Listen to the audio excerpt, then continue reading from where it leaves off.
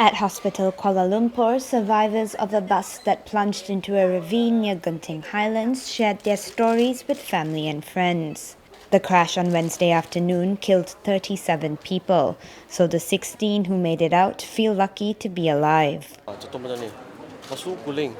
Guling, lepas tu tahan di pokok. Tahan. Semua orang belakang dia tercampak depan dia. Depan dia semua tak nampak sudah. Kemek. Semua kemek. Yang besar je tu sah. Bawa cepat.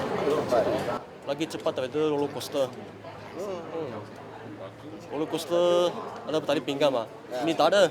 Malaysia's acting transport minister paid a visit to the survivors, while the Land Public Transport Commission chairman went into damage control mode, quashing reports that the ill-fated bus had been overcrowded or blacklisted. Their seating capacity is 45. Their standing capacity is 20. So it's 65. That's why, like Yang Berhormat cakap tadi, it's best not to speculate. Let us get all the facts together. Then, myros will be checking, police will be checking. Then we will know exactly what is the.